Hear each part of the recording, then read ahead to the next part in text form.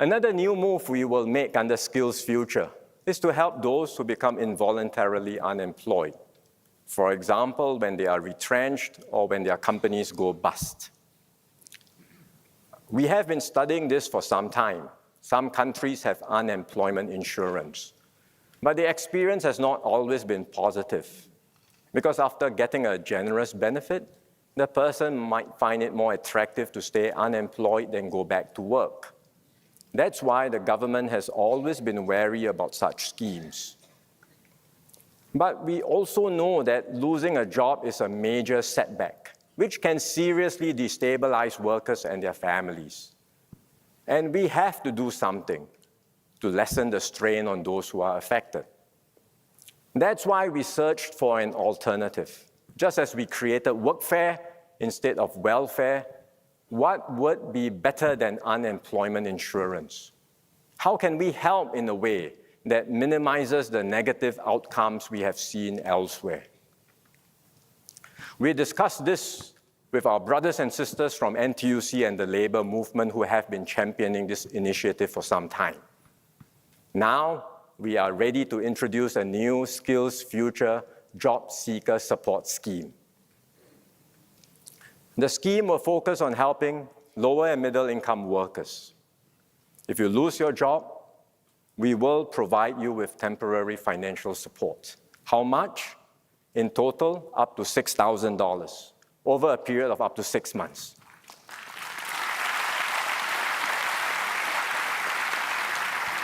So we will help you get through the setback and bounce back stronger. But you must do your part too. What should you do? Go for training, career coaching, as well as job matching services. These are essential investments that you need to make in yourself to find better jobs. So this is the essence of our renewed social compact. We will have your back. We will stand by you.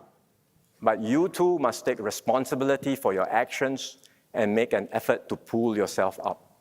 Together, we will get through every setback.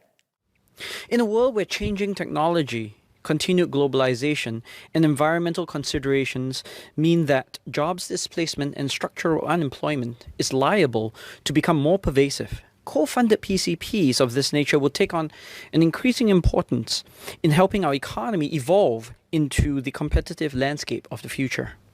Yet while we have some anecdotal evidence of the program's benefits, a resident employer I know shares, for example, of a number of successful placements, we have less systematic evidence that there is proactive re-employment of recently displaced workers.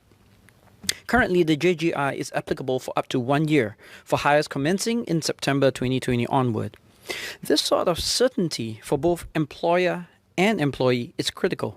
From the employer's perspective, it is effectively co-insurance for a risky hire, since the potential employee's ability to adapt and perform in a new role is largely unknown. From the employee's perspective, it is insurance of a different kind. The promise of a job, even if it is only guaranteed for a year, is a solid incentive to be willing to undergo uncertain and often painful retraining. Given the inherent complementarities between the PCP and JGI, I wonder whether co-funding support can be made more permanent. I would even go as far as to venture that the PCP be paired not just with co-funding, but to suggest that the program become a natural extension of a more holistic unemployment insurance program, which commences from the point of redundancy. The Workers' Party had previously suggested the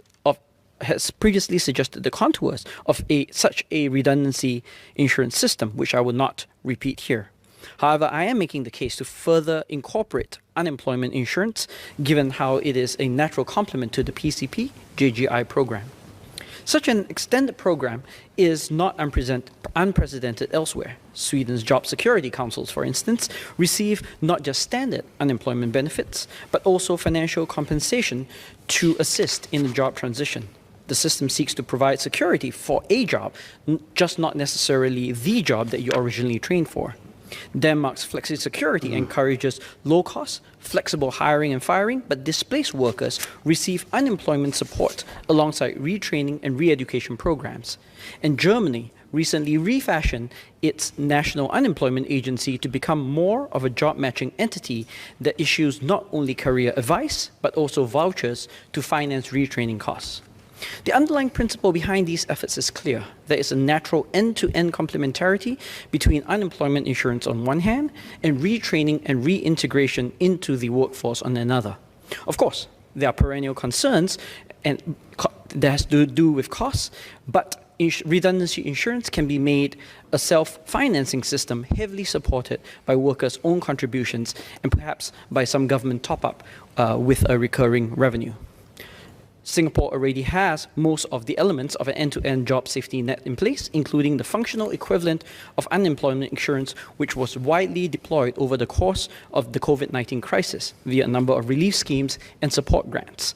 All that is lacking is a willingness to institutionalize this approach and ensure that the system is cohesive so that Singaporeans unfortunate enough to be displaced from the jobs that they previously prepared for also receive the support and guidance they need in the tough labour market. Since 2016, we have facilitated over 34,000 placements or redeployments through WSG's career conversion programs. Before 2020, WSG placed on average 5,000 annually. Last year, we placed over 13,000, including a spike in redeployments. This year, despite more subdued employer interest, we have catered capacity for 10,000 places. Contrary to Dr. James Lim's suggestion, the professional conversion programs have well-documented outcomes. About 90% of the participants remain employed after 18 months. About 7 in 10 earned more than their last drawn. Mr. Desmond Chu and Dr. Lim can be assured that such conversion programs will remain a core feature of our system of employment support. As for the JGI, this remains an extraordinary measure. Employers should not delay their local hiring in the hope that the JGI will be available indefinitely.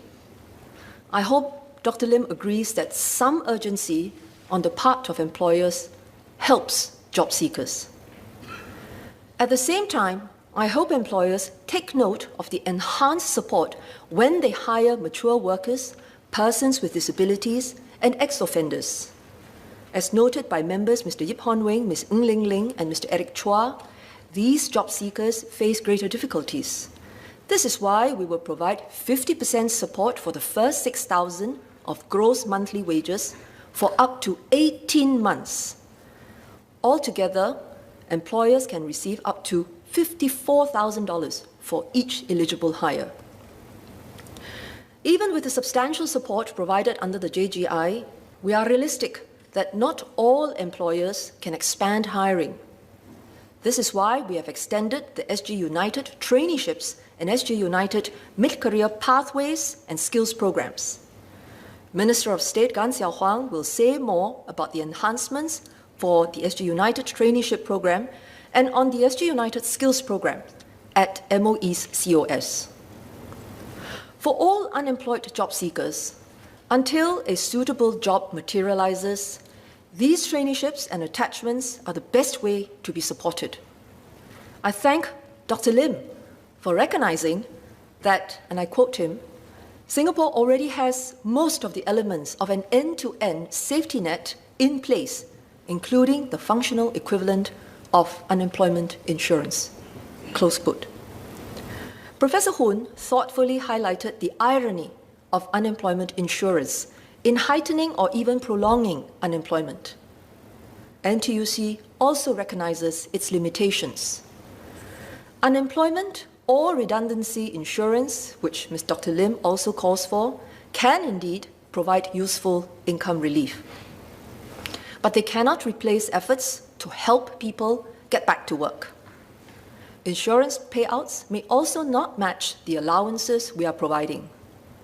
Many unemployed persons will not qualify for any redundancy payout. They include new graduates just entering the workforce, workers who were dismissed, whose contracts ended and were not renewed. Nonetheless, we agree with Mr. Patrick Tay not to foreclose these options. MOM will continue to study their merits.